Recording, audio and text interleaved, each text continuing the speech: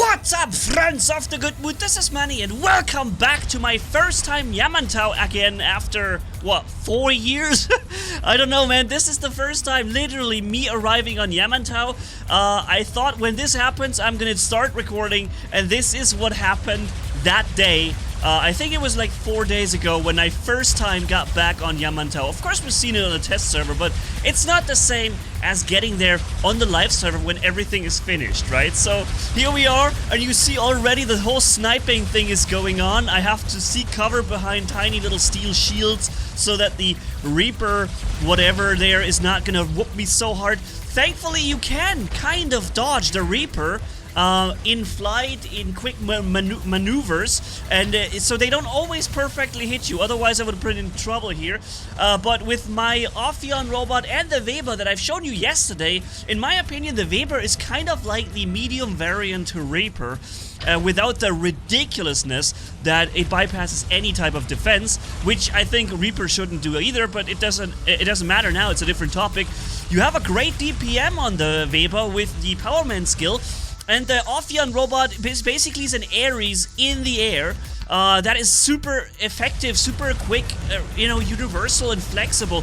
There's going to be another video coming where I tell you proof that Ophion is overpowered as heck. So it's coming in a different video. But you see here, it's my job to take out all the freaking snipers of the enemy team. My team does not deal with them. They just get slaughtered by the enemy snipers. And it's like I made it my sole purpose to get rid of all the freaking snipers while, you know, trying to play this position, enabling my team to get the center beacon. It's interesting to play Yamantau because it is a completely different playstyle on this map. One that I know you guys have been missing. A lot of you guys have been missing. You've been asking and wondering when finally the map comes back, and you love this map for some whatever reason. I don't understand because I always hated it. Because it's so sniper heavy, you know?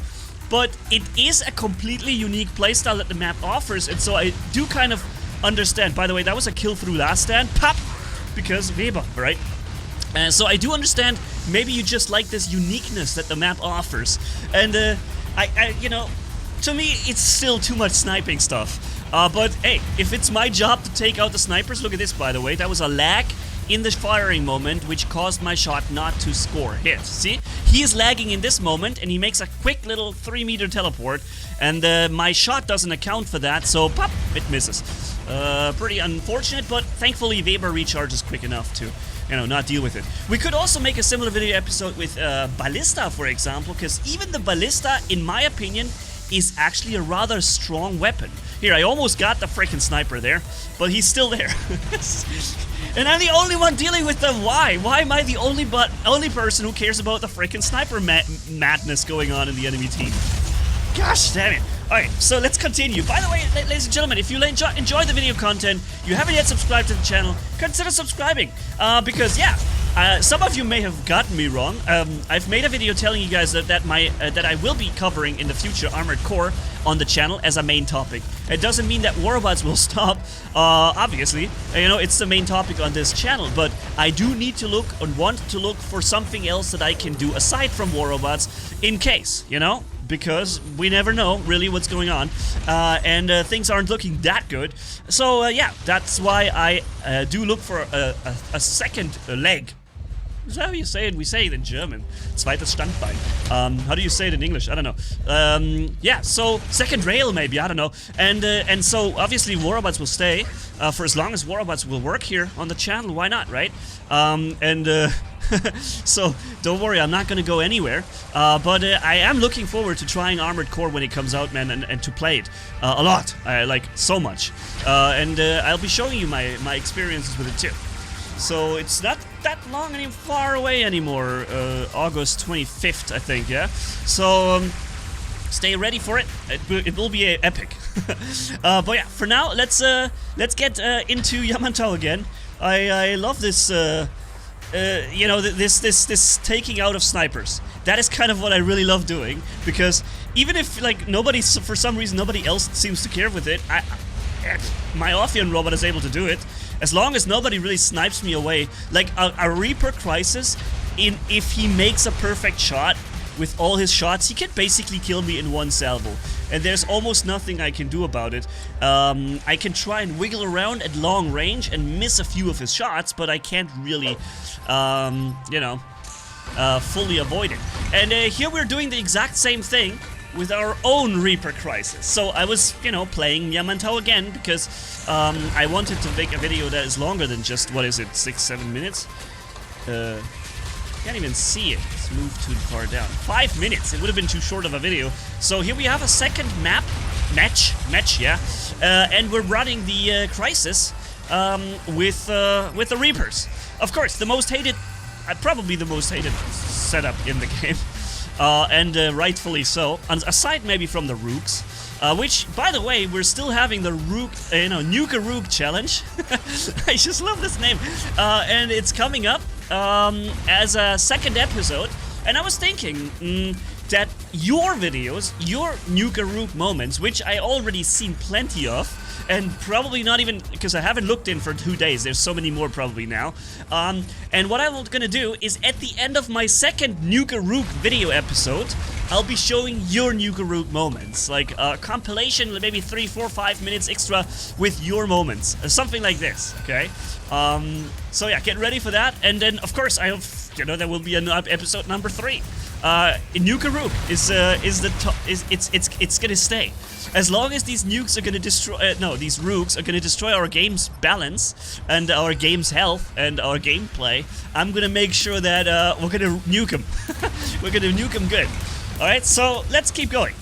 You see, I'm playing the Crisis with phase shift because so often you get picked out by enemies, either be it by, you know, something that, you know, comes in, dashes from super halfway across the map, because they hate this setup and they want to get rid of it. And you know, how do you do it? You have to bring something that either dashes super far and attacks it head on, or you shoot it yourself with Reapers. And very often enemy Crisis Reapers or something are going to try and take me out, and the only thing that saves me from that is phase shift. When I see them firing in the distance, I hit the phase shift button and like, yoo!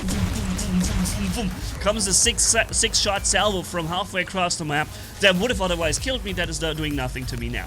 Then, if it's too much enemy snipers, I actually wait out my cooldown of phase shift and play extremely careful before it's back, and then I make my move again on the field.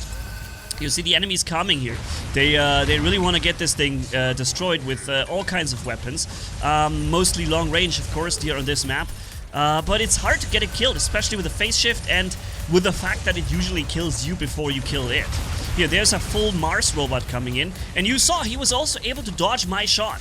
He walked leftwise, I fired, he dodged, you know, he changed his movement to the right side, and most of my shots didn't hit him anymore, didn't connect. So you can, at very long range, you can dodge a little bit of the Reaper, but it's not really a viable option because only at that extreme long... Here, see, I would be dead now. I would be dead now because there's a Crisis Reaper there and he wanted to get rid of me. But what I did, of course, I knew that there's a Crisis Reaper, so I eyeballed him. All that time, I was ready for him, and I was basically eyeballing him, and as soon as he dropped his stealth and opened fire, I pressed my phase shift button and I was safe. And that really is the only reason I'm still alive with this one setup, is the phase shift. I think it's, although the phase shift is not long enough, Living Legend, with roulette battleship's corrosion damage, although the phase shift is not long enough to, you know, get back into your stealth, because the moment you press the phase shift button, you lose... Here, I'm countering him now. The moment you press the phase shift button, you lose your stealth. The moment you activate your battleship, you lose your stealth. Anything you do, you lose your stealth. And yeah, so that phase shift is what keeps you going. And by the way, I'm back to full HP. I activated the battleship so often. I was down to 40,000 HP or something before, and now I'm back to 300,000. So now this thing is even tanky because the Roulette's battleship double durability extender is just this crazy. And of course I knew that the Rook guy wants me. Of course I knew. That's why I'm like retreating back into another universe, because I understand this guy is really trying to get me, and it's his life's goal. If I was somewhere around this, up there, he would have killed me now. Because, although, yeah, maybe if he doesn't have cloaking detection, then I could have basically stayed just in stealth and done nothing. But I wanted to hit him. Woo! Yeah! Just, this song always keeps me going, man. There goes another, I think, a Mars robot. Now there's Rook versus Indra over there. This player, I think I've killed him many times already, and I'm sure he also wanted to get rid of me, but when I walk away this far, you know, I have two problems with Reaper. I think that really is, first off, the range is that it can fire 1,100 meters. Weber only makes it 800 meters. Why is Reaper, that's already more broken and more powerful, why does it get to have more range? It seems weird. It seems just kind of uselessly broken. Like, you make a weapon that's already this good, everybody wants it anyways. Why make it even better to the point where it's breaking the game even harder? You know, there's no need for that, because people will get this weapon anyways. It's too freaking good not to get it, you know? So why go over the point, like the point of no return, or the point where it like breaks it in like 3 times over? Why? Make it as, maybe as, you know, how about this? We don't have a single weapon with 700 meters range. Why not make it 700 meters range? It's still more range than you need on most maps. But at least on some maps, there are other snipers that are weaker, but that can outrange this one, you know? It's a compromise you're gonna have to make. You want the freaking most overpowered, super crazy, ridiculous weapon that will shoot you through any type of your resistance and whatever, then yeah, well, okay, you take this sniper, but you're not reaching quite as far as the other snipers did. Which brings me to my second point, that bypassing of all defenses, it's just wrong. Because the game has a set of rules that Pixonic has made. And those set of rules, they're solid. And when it says that the force field is a defense system that is unmitigatable, you can't bypass the force field of the Aether, of the Nether. Wait. Force field of Nether and Lynx are different. I mean the thing that the Hawk has, the Hawk has Reflector and Minos has Reflector, and also the Luchador have Reflectors, and they also state that they're impenetrable. You can't bypass them. It literally says that in the description, and the same goes for the defense system of the the Seraph and the Aether Titan. Those both have, I think, also something called Force Field. But isn't the thing that Lynx and Nether have also called Force Field? Now I'm getting confused. Anyways, they should be unmitigatable. At least Nether and Aether. No, Seraph and Aether. Oh gosh, getting complicated. Yeah, so why does this weapon literally break the game rules, you know? When it's something is unmitigatable, then it's unmitigatable. Finished. There's no discussion about it. There's no, okay, this new weapon is able to do it because it's new. No, that's breaking your own rules. Stay true to your rules and don't let this weapon bypass all defenses, because it means anything prior to this weapon is basically outclassed. And that is not something that you should do in a game where, you know, the purpose for players is to enjoy their collection of robots and to play them and value them, when you literally basically set their value to 0 just because a new weapon arrives, right? So it really destroys the trust of players in the game and in their collection and in collecting in general. Like, to collect gear, to stock up on things, get cool weapons. You know, it kind of ruins the trust when you can't rely on the fact that these things you get are you know, we know they get nerfed sometimes, but it doesn't mean that they have to literally have their defense value set to 0, you know, which is basically what happened with Reaper. Just on a side note, I think it's a really crazy topic, this Reaper, because it's too game-breaking, really. And Rook is the same thing. But I heard there's a test server where they test Rook with less range on the jump.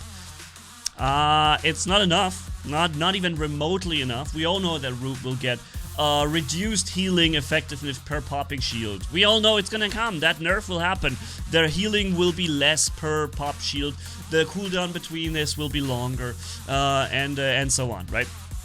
But yeah, it's at least it's a start. For now, let's leave it as that. Thank you guys for watching. That was my first time Yamantau.